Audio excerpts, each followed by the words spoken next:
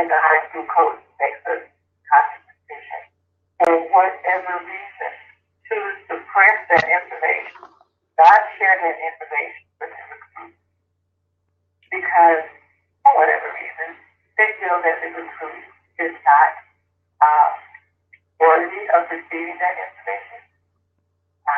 We have college coaches who are very negative towards their players when it comes to their athletic talent. So we have a lot of different things that are going on in regards to recruiting. And there is that the wall, the barrier between the parents and the high school coach. Have that wall there, and there's a barrier between the high school coach and the actual recruiters or the people who are trying to share the information with the Well, Kathy, let me ask you this.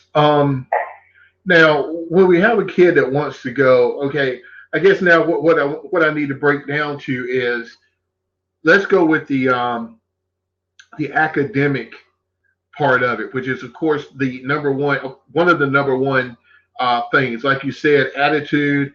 I've even had people contact me and talk about various kids and stuff like that. And what I find out is later they have an attitudinal problem, as they would like to say. So that's very important. Also, social media is very important. You can be a 5-star athlete and lose a complete 4-year scholarship, or they give them. I think they can give them out. I don't know, 4 years now, or year after year scholarship, because of some very dumb stuff you can put on social media. But let's talk about the academic part of it. They increased the eligibility standards, which in my opinion is okay, because it's an expectation to be met. So too much is given, much is expected. So there has to be something given in return for being given so much. Talk about that, your SAT, the ACT scores, how important it is to have those core courses and to talk to your guidance counselor along the way to make sure that you get the right credits that you're supposed to have, because nowadays, in 2016 and beyond, there's no do-overs. You don't get a chance to do it over again. You got to get it right the first time. So talk about that. Absolutely right. Now, we have several different divisions, but I have to preface when I say, 10 core courses for all the diversity, because there's so many different athletic divisions. There's the NCAA division. In the CAA division 1, there's NAIA division 1, and then there is the Yankee Talk, which are the New England division 2, and then the USCAA, which are division 1 and 2 as well. So I want to start off by saying we're going to talk about academics as it pertains to NCAA, because we have so many of our recruits who want to participate in NCAA division schools. Now, they have indeed changed their criteria. They have raised the requirement to receive scholarships at NCAA Division 1 and Division 2 schools. And for they made these changes for 2016. Now, I want to say that these changes were put into effect, and parents knew about this in 2014. So the NCAA gave all student athletes a 2-year notice that in 2015 the rules were going to be changed. And the rules changed to the following for NCAA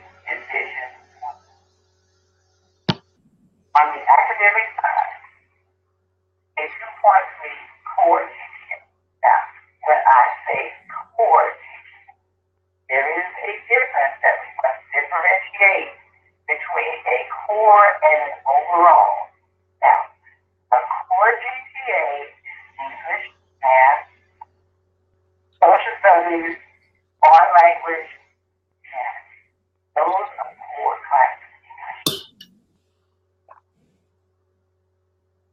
Swimming, cooking, writing, cosmetology, those do not factor into the core course GPA as required by the NCA or Division school.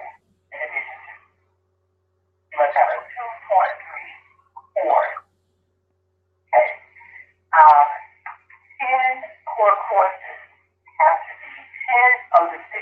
Now we know you have to have 16 core courses to graduate from high school.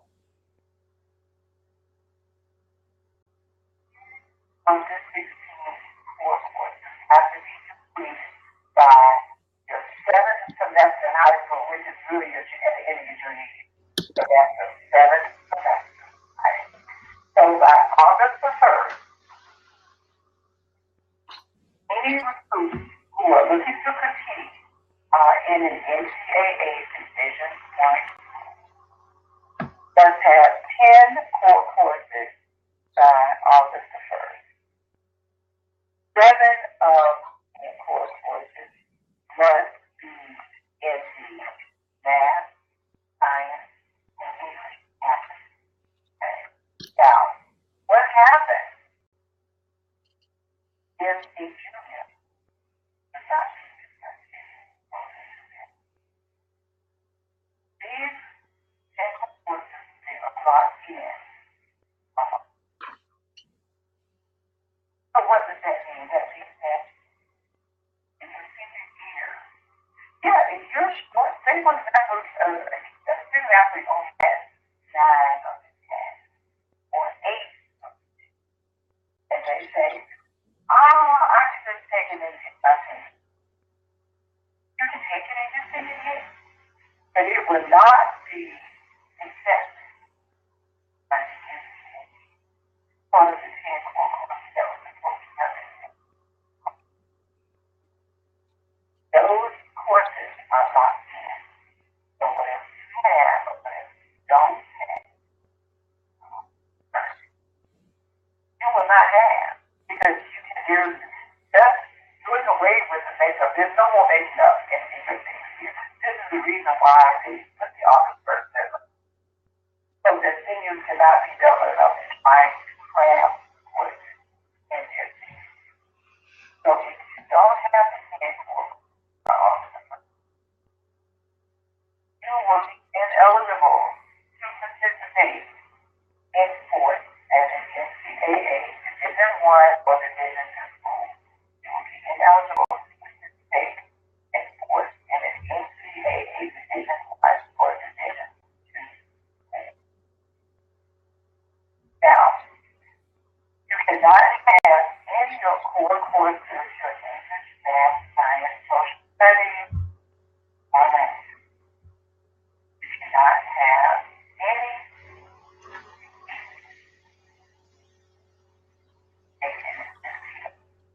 one or Division II.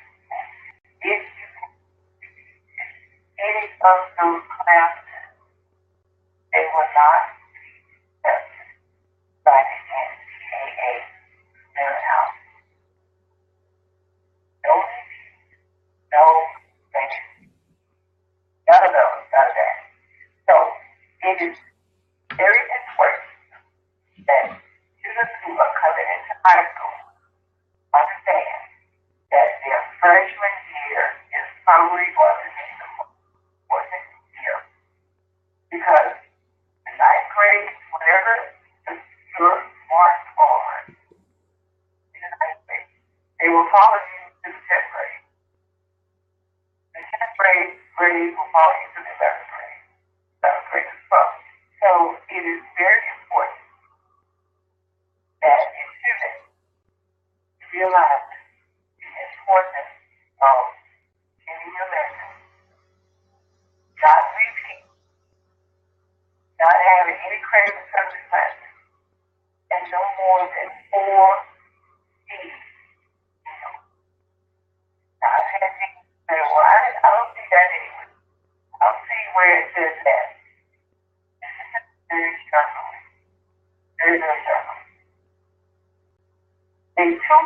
degree is, let's see, right? Yeah. The bare minimum. Yeah. So if you have more than 4 seats in your city, you will not have a 2.3 for GPA. It would be lower than that. It would be lower than that. So there's no way that you, a student athlete, can have a 2.3 GPA. They would have to have all 80 in every single last one of their classes. Wow. That would have left me out, boy, I tell you, because all C's. I used to get all D's and thought that meant dadgum, but I guess it didn't. Well, let me ask you something now. Now, Linda, you're an educator. You're an you teach kids in the 8th grade, and they're leaving there going to high school.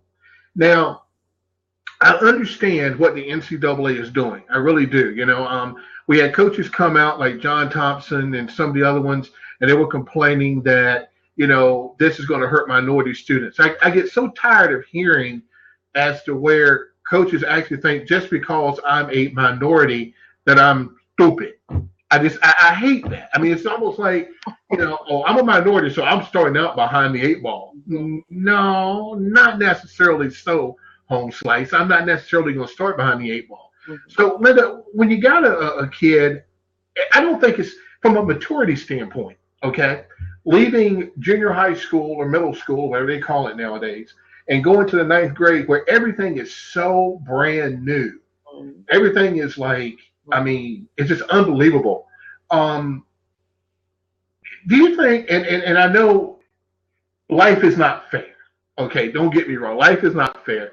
But do you think that a kid, the NCAA should look at the fact whether a kid is mature enough to handle that kind of pressure in the 9th grade? Now, I know you got to grow up fast. Okay, don't get me wrong. When you hit high school, like we were talking when I came to talk to your class, when they're in your, in your care, it's like, hey, Johnny, how you doing? Did you get your homework this afternoon or this morning? When they get to high school, it's like, turn it in. You don't turn it in, it's a 0. Exactly. Okay? Nobody cares. It's like going to college. Hey, it's an F. That's true. So the maturity level is just not there. But what kind of, do you think the NCAA should, and I'll ask you this too, Kathy, the NCAA should take a look at that to figure out whether these kids are mature enough, because they're even saying now they're not mature enough to handle going to class at 7:30 in the morning. Now they're moving start times till 9. So if they're accommodating that because stats show that they are better at a certain hour, how can the NCAA then come in and say, I want this kid to be all this in the 9th grade? And then I'll start with you.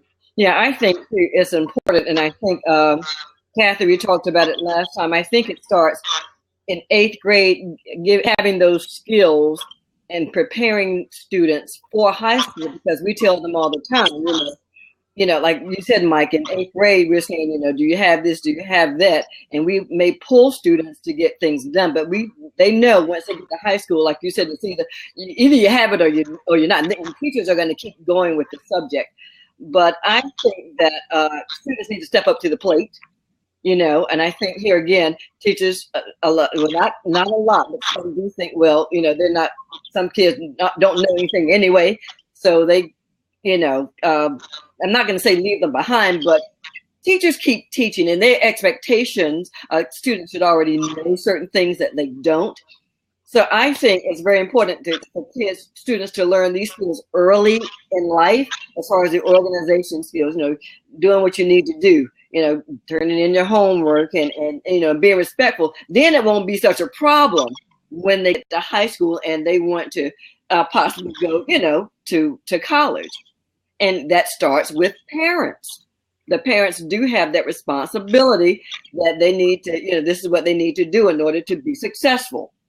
Okay, so I do think that, that students need to step up to the plate, because, they're so status quo. Oh, well, if I do it, fine. If I don't, fine. And that's not acceptable. That's not life, So I think parents as well as students need to have that responsibility and have that innateness in them. So once they get to high school, and they say you have to be hungry for it too. Yeah, you got to want it. Got to be hungry, and you have a passion to play. I've had a couple of students, great players, but academically they were behind, and they almost was like, well. But it's not you have to get it done. Yeah, I've run into kids that especially coaching for as long as I did. Oh, they can run a football like the wind. Right. And then when I go in there and I say, they have an advantage when they're an eighth grader coming over to ninth grade. They don't really have to pass a certain number of courses. Mm-hmm. All they have to do is just be in the ninth grade. But I checked back at their middle school transcripts, and some of them just got pushed along, and they didn't pass but 2 courses. That's what I'm saying. And your transcripts follow you, and I don't think they realize that. Period. Yeah, I realized it when I applied to college, and they asked me for my transcript. I said, "You really want to know my grades? Really?" Right. That's not going to be very beneficial to me. I don't think I'm going to show them to you. But Kathy, what do you think about the NCAA tightening up on that? And I know in your recruiting service, you've gone through the whole gamut. You've gone through the entire, and I'm going to say 180, 360, 580. You've seen it all come at you, and every kind of grade and every kind of situation. What do you think about that? The NCAA putting that particular pressure on the ninth graders. Do you think that's a good thing or a bad thing? I seem to think it makes them step up to the plate and prepares them more for life, because when you start working a job, there's certain expectations first day. Okay, they're not going to wait till your probationary period is over. You're going to have to start on that first day. So what do you think about that? Well, my idea is that a lot of people don't understand. The recruiting process for NCAA Division I players has not changed.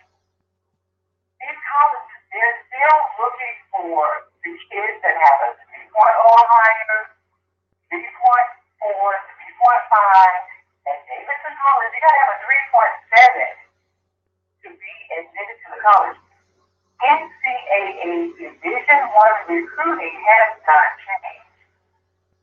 They still look for kids who have a proven track record of getting their lessons, and kids who can continue good study habits and can balance going to class and a rigorous D1 schedule anyway.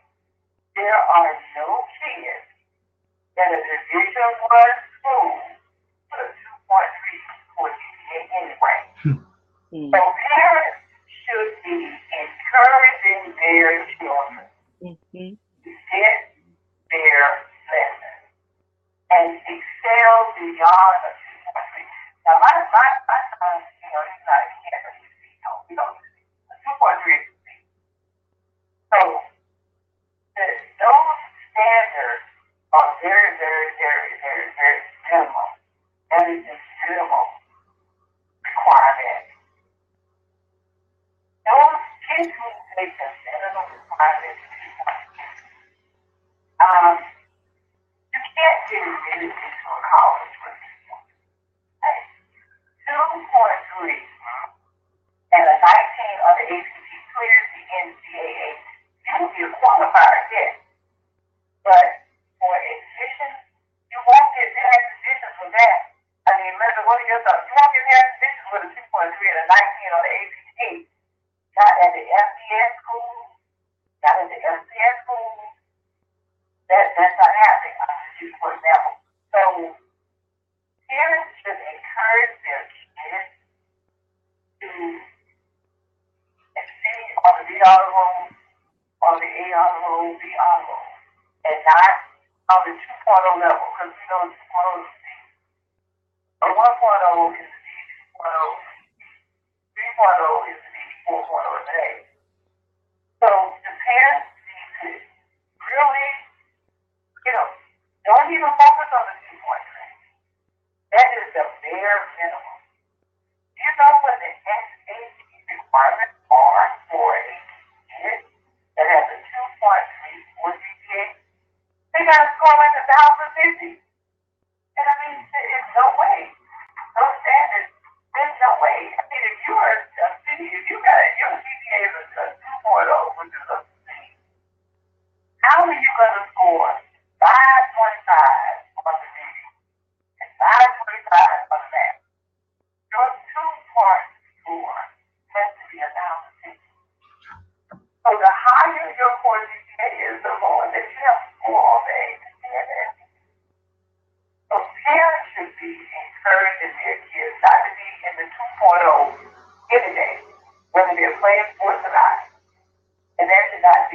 NCAA or a NCCAA, a NAIA, or a USCAA or YSCCA, YSCAA, driven factor. That should not be a driven factor for success. Kids should get their lessons anyway. I mean, what are your thoughts on it? They should be shooting for A to Z. I mean, well, the way I look at it is like this. The bottom line is this. To play sports in high school, middle school, college, it is a privilege. It is not a right. And in order to earn the privilege to play and put that name of my institution across your chest is you're going to have to give me something in return, and it's called good grades. I'm not asking you to do anything other than your best, whether it's in the classroom first and on the court, field, or whatever second. That's the basic bottom line. They will tell you, even back in the day when I was coaching, the biggest fear in the world is Coach Wood was there every day. Coach Wood had a stack of progress reports in his box every day. I checked the roll, the attendance roll every day. I made sure you're in class doing what you were supposed to do. And the first and last words out of your mouth was yes, ma'am, no, ma'am, yes, sir, no, sir. That is what we did. And that was the standard that was set. Now, they had discipline. We even had study hall before we had practice. We had study hall. And then after study hall, we would have practice.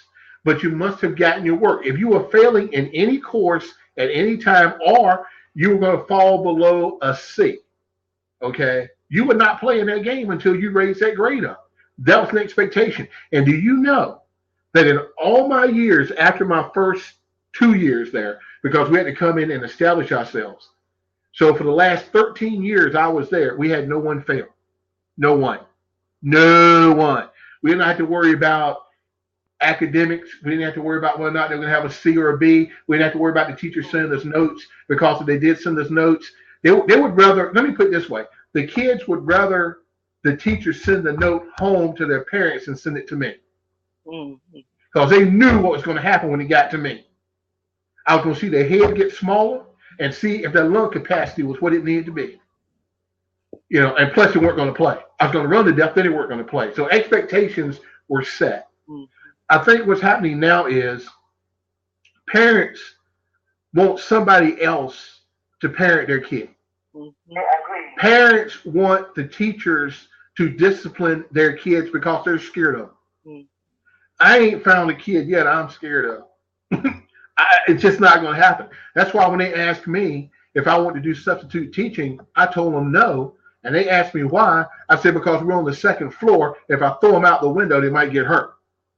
So the thing of it is, you know, it's like, I mean, I'm just tired of this, because there's so many opportunities out there when you have kids that have even marginal talent that are able to get over and play on the next level and improve and get better and still get money from the school, which is the key to get money to go to school. They don't do it because, here's the thing, they would rather go down and stand in line to get a pair of Jordans who don't care nothing about them than they would to grab a book and go to the library and find out what 1 + 1 is.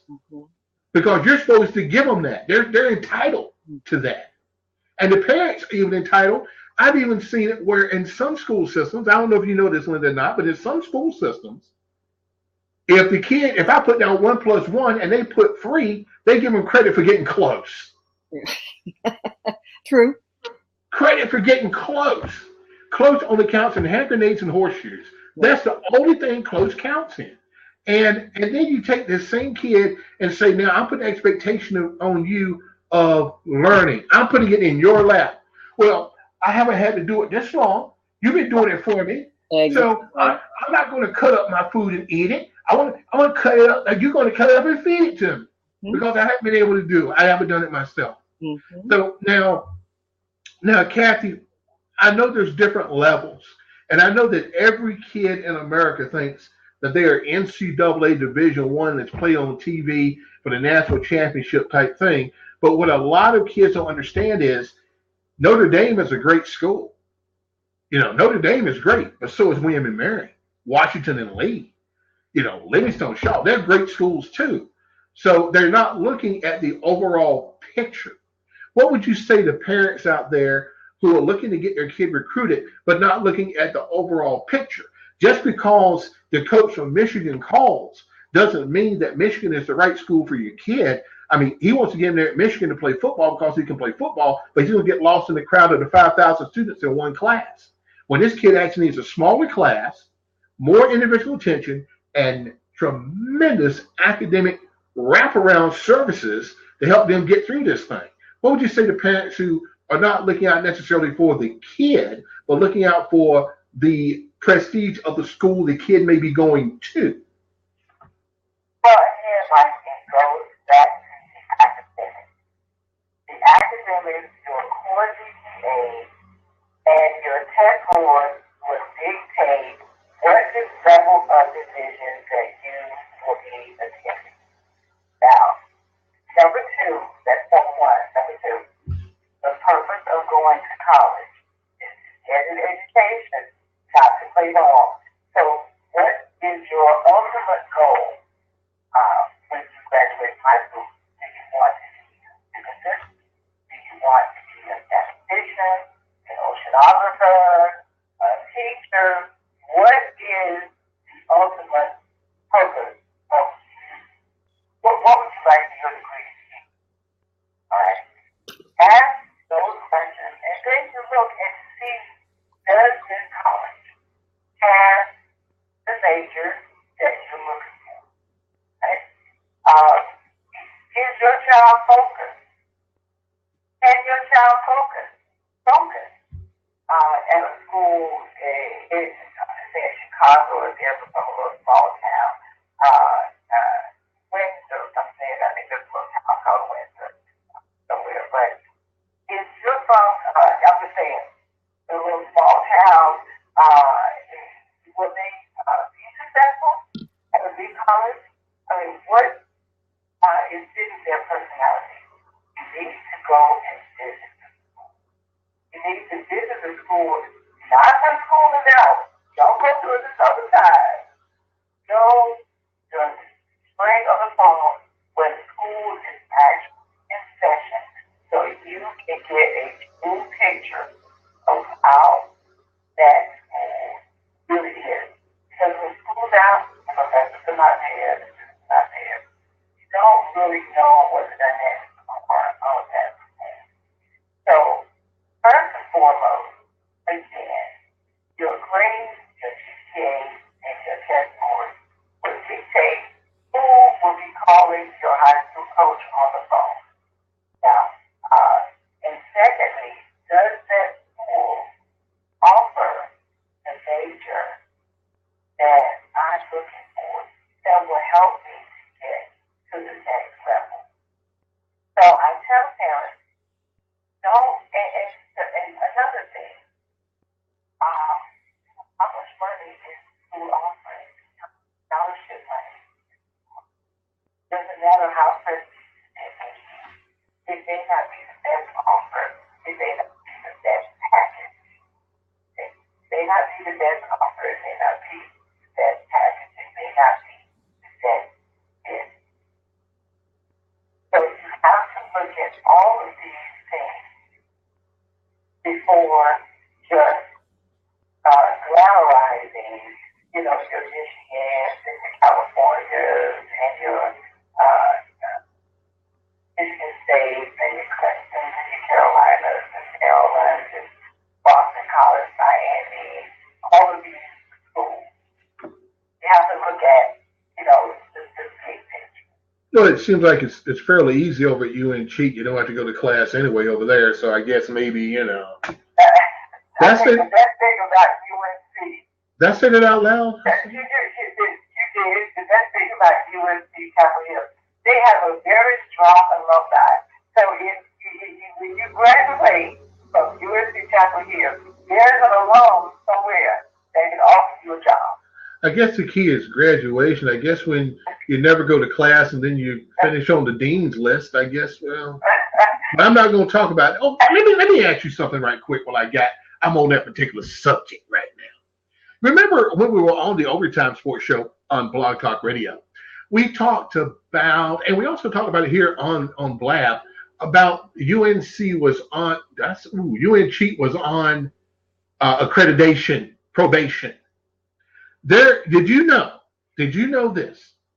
That you can go 23 years at least of the biggest academic fraud in the history of mankind. I mean, that's back from the time that the cave woman set the cave sun down on a rock and chiseled out ABC on a slab, that you can get from under probation and your school be released from academic probation, but you'll take a school like Payne College, you'll take Johnson C. Smith, you'll take Allen University, who have had academic problems for the last 3 years, and you'll grind them up into dust.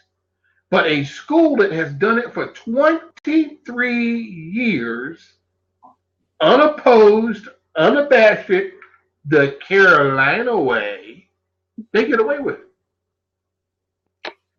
They walk away with it. I told you then nothing was going to happen.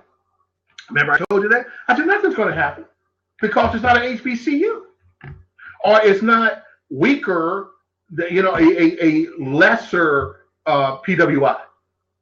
I mean, if it happened at Townsend State or something like that, it would probably be a beat down of some kind. But they tried to destroy the HBCUs with this. Not that wrong. If it's wrong in Chapel Hill, it's wrong in Charlotte, it's wrong in Norfolk, it's wrong in Durham, it's wrong everywhere else. Except wrong is right in Chapel Hill. I told you the accreditation was not, they were not going to do anything to that school whatsoever. Too much money. They make too much money. It's all about money.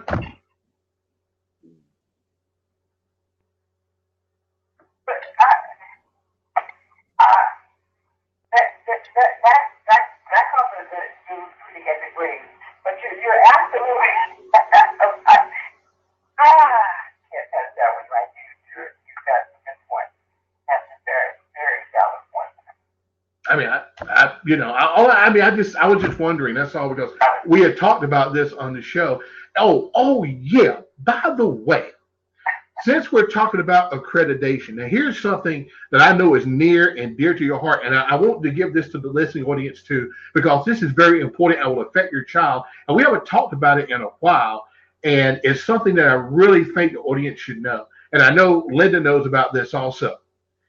If your kid or girl goes to an unaccredited prep school, high school, any other school before they get to college, it could cause a tremendous problem to that athlete. We used to talk about that ad nauseum one time, about making sure that when you decide you're going to take your kid and jump them to a private school that is an accredited private school, because it doesn't matter what kind of grades they get if it's unaccredited. The school has to be accredited. So can you talk about that for a few minutes before we get ready to go?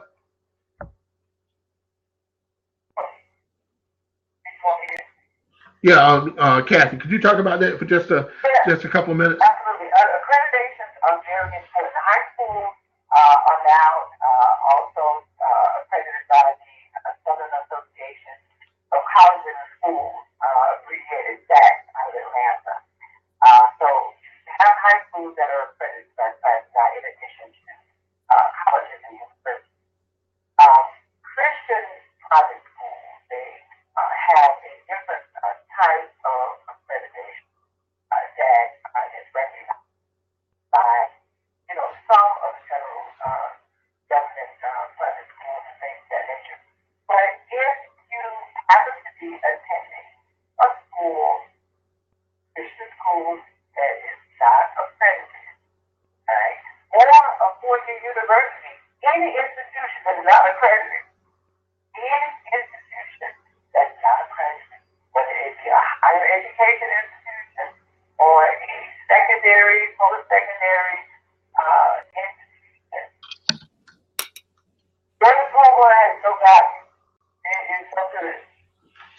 If you attend, for example, I'm going to say, at North Carolina Central, a long time ago, it is accredited now. I want to say that it is accredited now.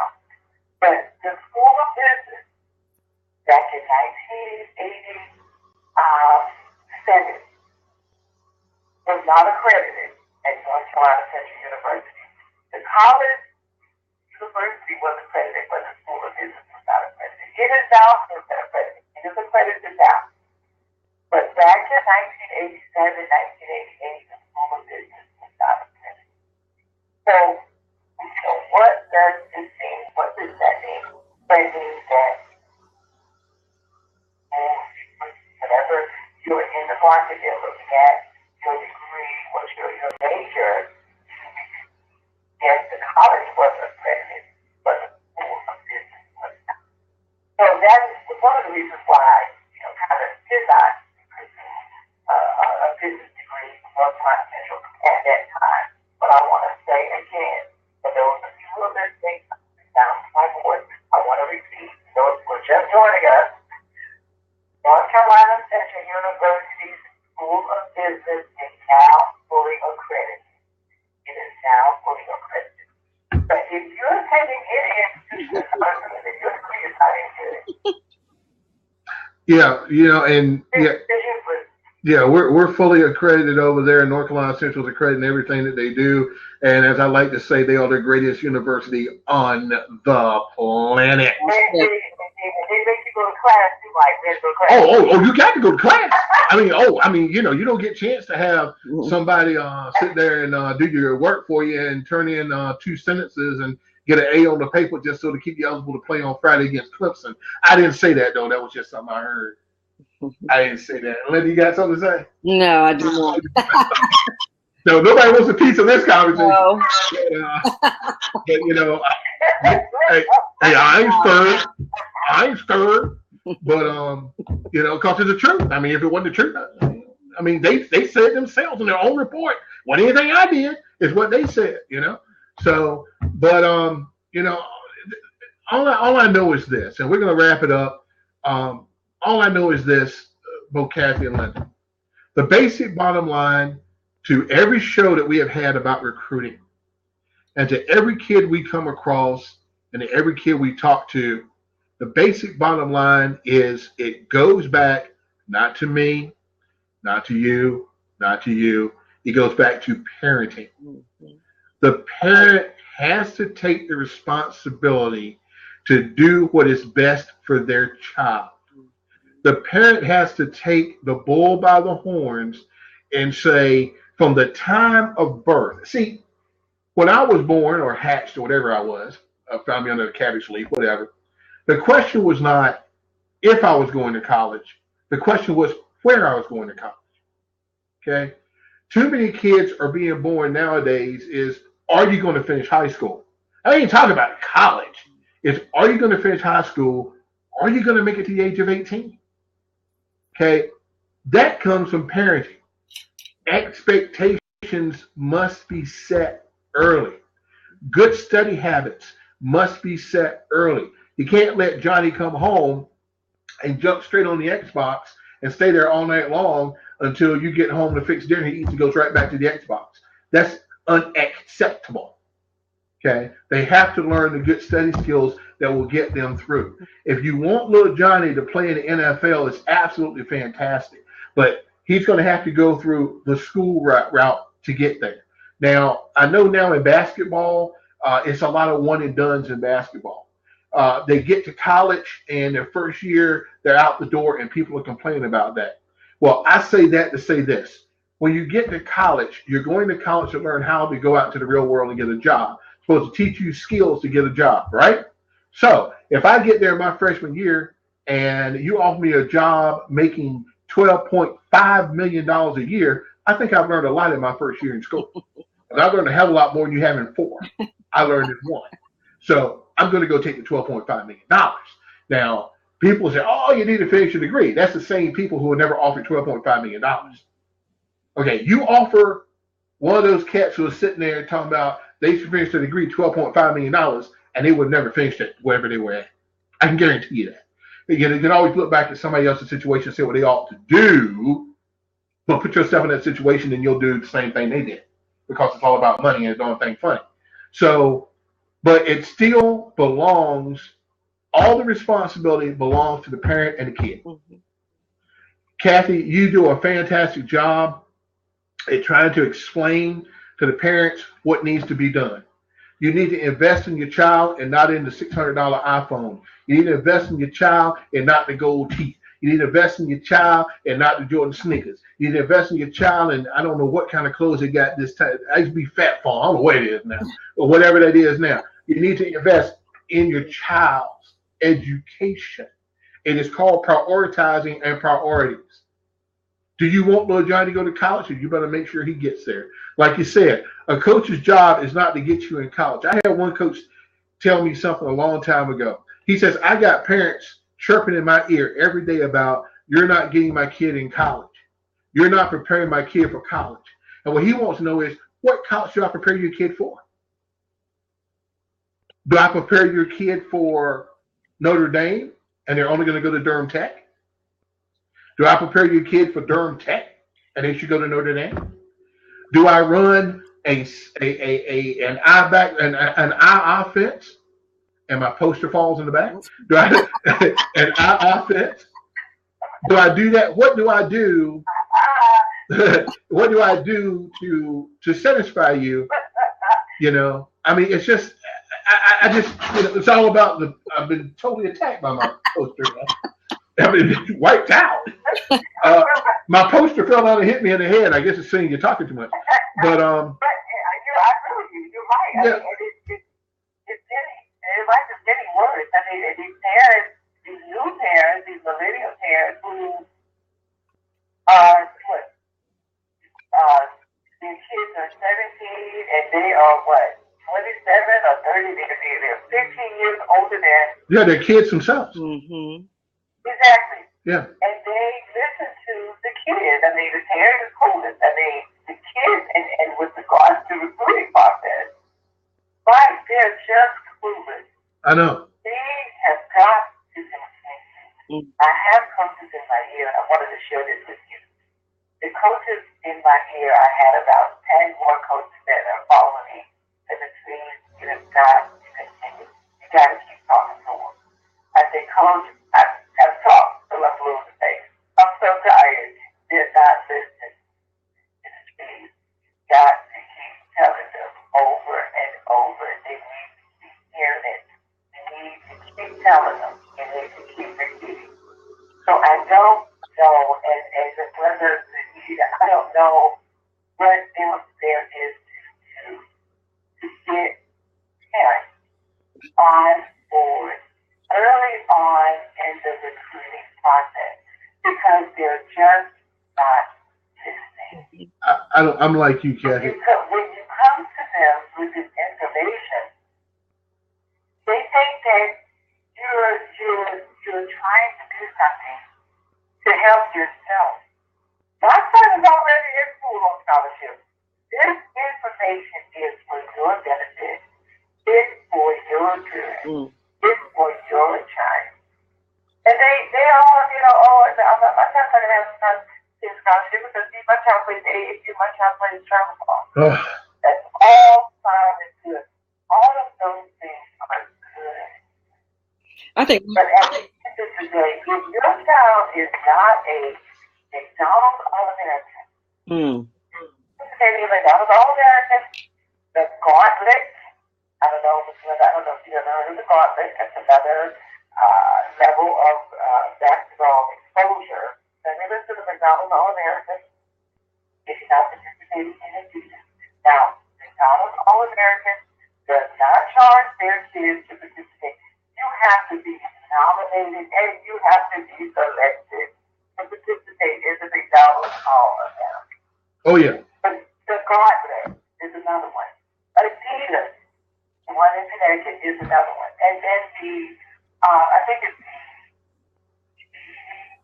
YBL was the one that Nike sponsors in Georgia Tech, that SG and all of those heavyweights in. It's good in basketball in high school.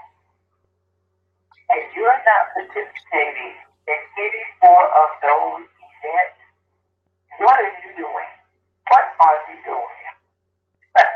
You're not doing anything. That's because those events, they do not charge. The Nike Youth Basketball League, that's what it is. The Nike Youth Basketball League Association. There is no fee to participate. McDonald's All America, there is no fee to participate. There are no $500, $800, $900. There are no tournament fees. Your team does not have to pay a tournament to participate in the tournament. And you get to the tournament and you pay the participation fee. And your team doesn't even get a chance to play. They're sitting on the bench. But they pay the same amount of money that another team is playing. You don't have those issues at the McDonald's All American. You don't have those issues at Harvard. You don't have those issues at the Nike Youth Basketball League Association. You don't have those issues with Adidas. Because those are the real ballers. One of my coaches said the real ballers. They're on ESPN 3. ESPN 3 is normally houses the host station in South America and the Nike Youth Basketball League Association. Those are the real ballers that you see on television. There are 8 million high school basketball players in the United States. And all 8 million want to attend a Division I school. Not happen. You know, and the interesting thing that I don't think a lot of kids realize is if they look back at the NBA and even the good old ABA, a whole lot of athletes at one time, now it's switched up a little bit, but it's still there, come from smaller schools. They don't come from some of them come like from the major schools. But what I'm saying is, you got, I'll just go back to Steph Curry. He's from Davidson. You go to Scottie Pippen was from Mungo State somewhere. You look at, and it doesn't matter where you're from. You got kids, you look at them, they come from CIAA schools and they do very well once they get there. And not everybody has to come from UNC or Duke or Clemson or Wake Forest or something like that. They can come from anywhere, because I'm going to let you know something right now. College coaches, professional scouts, if you can play, they know. I promise you, they know. You could be from down our way, Linda, Paquimins County. Mm-hmm. Now, what's in Paquimins County? It's less than Paquimins County than in Hertford County. And I didn't think you get less than that. Mm-hmm. But even they know good baseball players, because Paquimins County is good, full of good baseball players. Mm-hmm. And they know that. So they know. Well, Kathy, thank you so much for appearing on the Overtime Sports Show today. It's really been enlightening. I know that, we want to continue to try to do these webinars as much as we can to let the general public know about recruiting. But, there comes a time when the parents just got to get off their butt and do something for themselves with their own kid. The information is out there. Just go to, ncaa.org. You can go to several other sites, njcaa.org. There's all these .orgs out there. NAIA, which is Play NAIA, to check on that. USCAA, you can check on them. They have a website. All the information is on these websites about what you have to do. But athletes, remember one important thing. No matter who you go through, no matter where you go, A, there's standards in every conference that must be met. And B, don't forget, you've got to be in something called the clearinghouse in order for you to even get your foot in the door. So be sure, and it does cost money to join the clearinghouse, but you can get a waiver. Title IX schools or free lunch schools, which should be every school. You should be able to get a waiver to forego some of the costs in going to the clearinghouse. So, and that's a very important part of it. You do your part, get the grades, get in the clearinghouse, and then let your talent take over, but it must be followed by grades. One good thing about AAU, one good thing about the YMCA is when your career is over, you get a chance. You do have a chance to at least keep the uniforms. So that's what's good about that. But thank you so much for appearing on the Overtime Sports Show.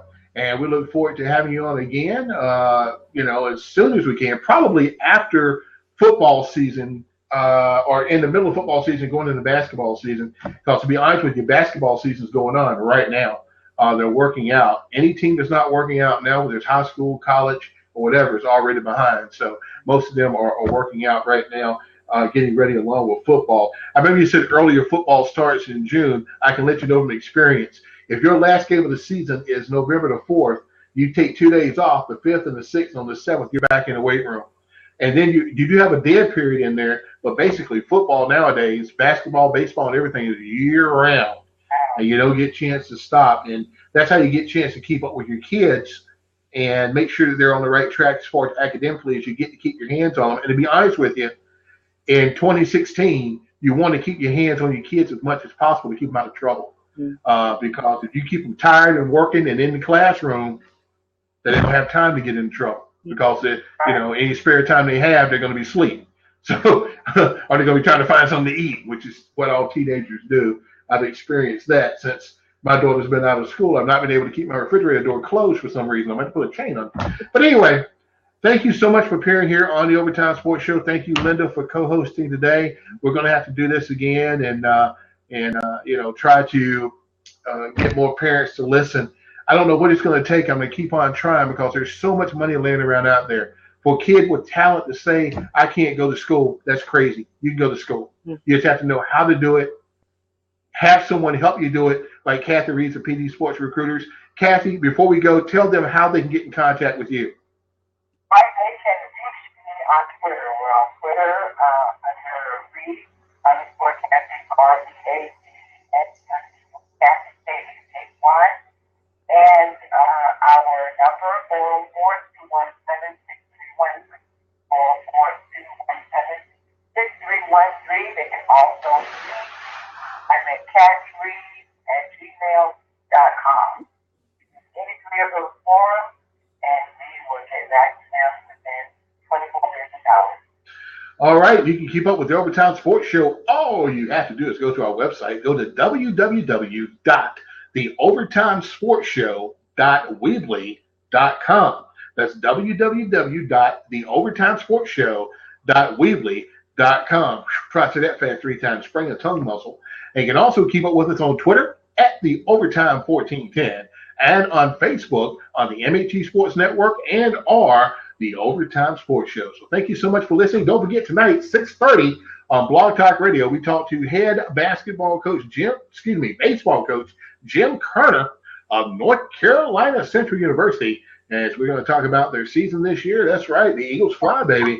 And we're going to talk about this year's season, what's coming up next year. He's already deep into getting ready for the 2017 season. Great things happening with the Eagles baseball program. And then tomorrow, we talk to Veronica Wiggins, the head softball coach at FAMU, the MEAC champions in softball. And we're going to talk to her about what, she's won over 600 games, I think it is. She's won over 600 games. I think she's won about 14 championships. What is the key to, first, in this business, longevity, and second, to winning so many championships? So until then, everybody, goodbye. We'll talk to you later. Okay.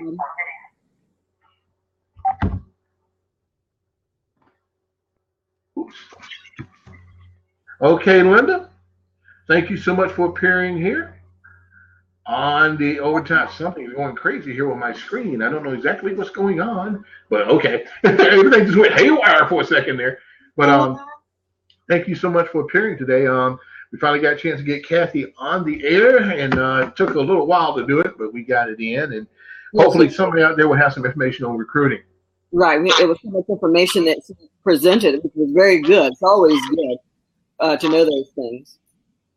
All right, so tonight I will see you 6:30 as Linda and I host the Overtime Sports Show on Blog Talk Radio.